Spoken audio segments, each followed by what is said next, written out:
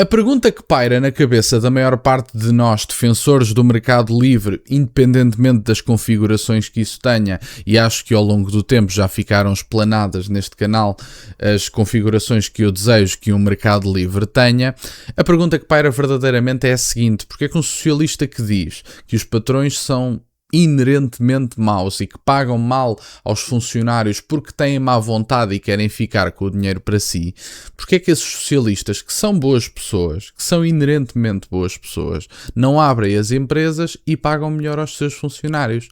E essa resposta fica dada quando eles próprios o fazem e não pagam grande coisa aos seus empregados, ou pagam abaixo da média, ou pagam cada vez menos ao longo dos anos, que é, aperceberam-se que existe uma realidade fiscal que é castradora de qualquer atividade económica e, portanto, isso tem as suas consequências. Vamos ver esta notícia sobre as empresas de António José Seguro e fazer uns comentários. Ora, como eu dizia, socialistas mas pouco. Empregados da família do presidente receberam em média menos 17% em 2024 do que em 2020.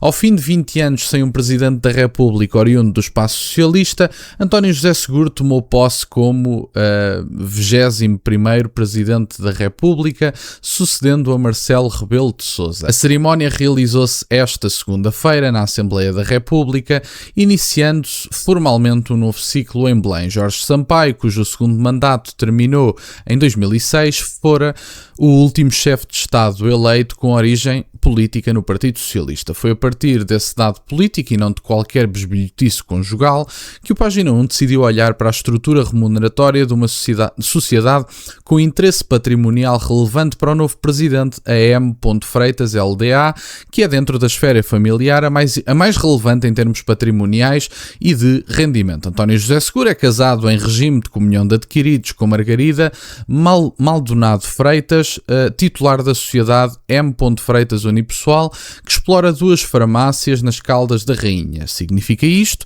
que, embora não tenha quaisquer poderes de gestão, património e rendimentos de Margarida Maldonado Freitas, filha do histórico socialista falecido em 2023, são igualmente pertença de António José Seguro.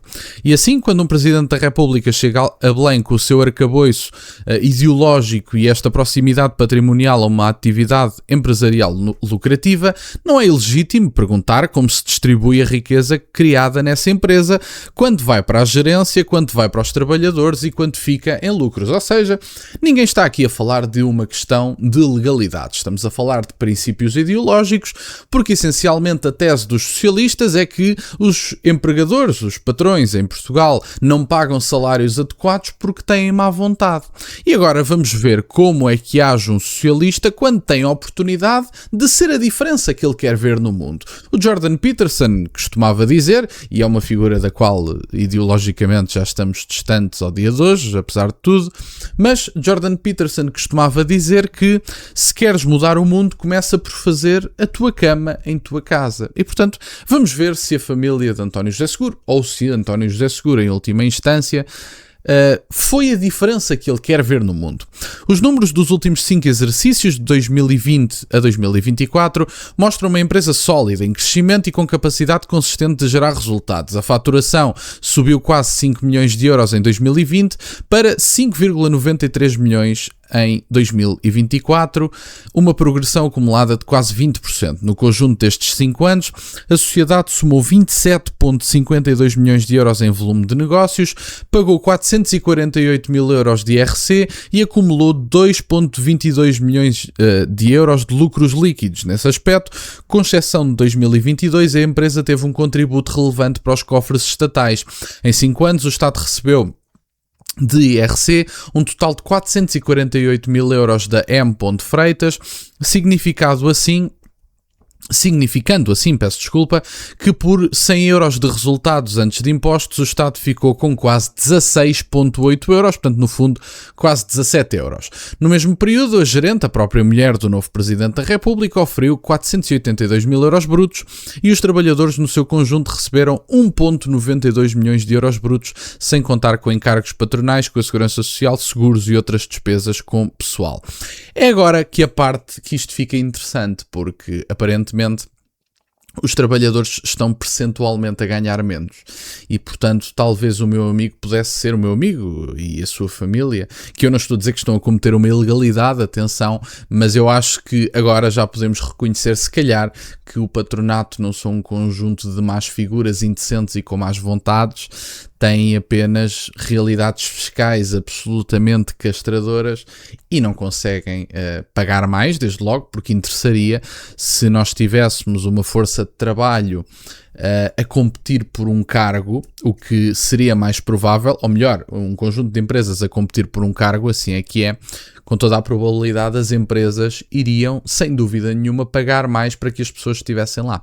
É fácil de perceber porque com menos pessoas e com mais empresas à procura, porque teríamos uma realidade fiscal mais apetecível, eventualmente teríamos empresas a disputar o empregado, que seria a única forma, essencialmente, de subir salários, não é por decreto, ao contrário do que pensam os socialistas. Visto assim, os números já dizem bastante, mas dizem mais quando são dissecados. Em 2020, 18 empregados, a empresa faturou quase 5 milhões de euros e pagou 77 mil euros de imposto e registou 277 mil euros de lucro. Nesse mesmo ano, a gerente recebeu 95 mil euros brutos, enquanto os 18 trabalhadores receberam em conjunto 365 mil euros. Feitas as contas, o salário médio anual por trabalhador andou em torno dos 20 mil euros, o que corresponde a cerca de 1.450 euros brutos por mês, assumindo o pagamento a 14 meses. A remuneração atual da gerente equivalia, portanto, a 4,7 vezes o salário médio de cada trabalhador. Portanto, pelo menos aqui já não assumimos uma política de igualdade em que a gerente, no caso, recebia o mesmo que os outros trabalhadores, porque, enfim, o mérito não interessa. Se as pessoas geram mais lucro, geram mais rendimento à empresa, isso é irrelevante. O que importa é a igualdade dentro da empresa. Já temos aqui uma incongruência, diria, pelo menos levezinha. Em 2021 a faturação subiu para 5 milhões e quase 300 mil, o lucro aumentou para 323 mil, o imposto pago ficou em 79 mil euros. A gerente recebeu 93 mil e os 18 trabalhadores receberam 361 mil.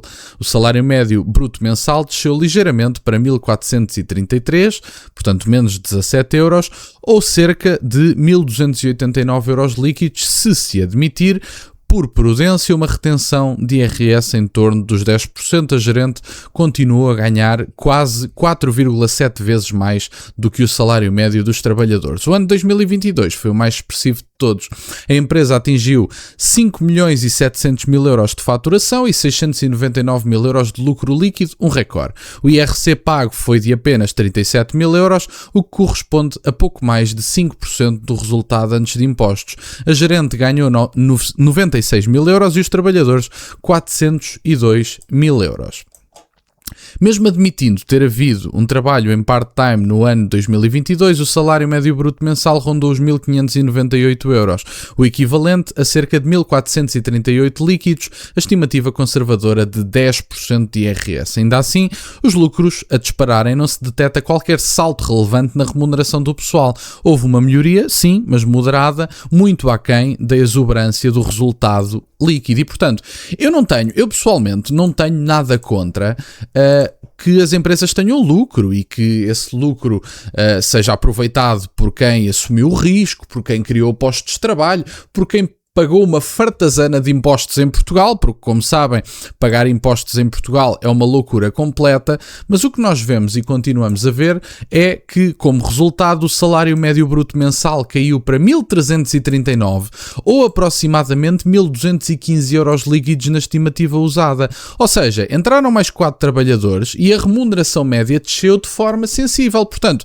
em última instância, o que nós vemos é que os socialistas, quando têm a oportunidade de ser a mudança que querem ver no mundo, e eu não estou a dizer que isto é ilegal, atenção, porque isto será claramente legal, a empresa está toda legal e eu nem tenho o seguro como um homem pouco sério. Isto é legal, eu não estou a colocar em causa qualquer tipo de legalidade. O que eu estou a colocar em causa são os princípios ideológicos pelos quais António José Seguro se rege.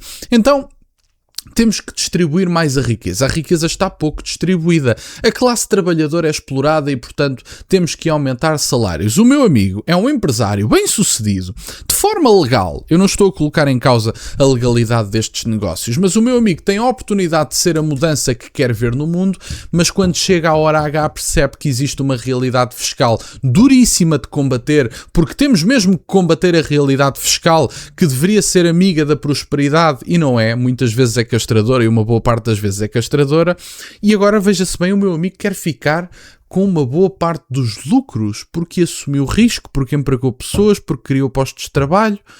Espera aí, mas isso é o que nós andamos a dizer há algum tempo, não é? Portanto, se calhar se o meu amigo quiser ser a mudança que quer ver no mundo, era só aumentar os salários, não é? Não precisava de tantos lucros. Porquê é que ficou com tantos lucros? Podia-os distribuir. Caramba, podia ter aumentado e afinal, em última instância, segundo as estimativas, algumas de impostos do Página 1, menos 17% em 2024, em média, do que em 2020. Portanto, se quiser ser a mudança que quer ver no mundo, esteja à vontade, ninguém o impede. Mas como sabemos, os socialistas é o socialismo para os outros e o mercado livre para eles. Era isto que eu tinha para partilhar. Obrigado por estarem desse lado. Peço-vos que deixem o gosto e subscrevam. Tem as redes sociais e o MBA na descrição, por acaso de quererem fazer alguma doação. E nunca se esqueçam, meus caros, questionem tudo. Até à próxima.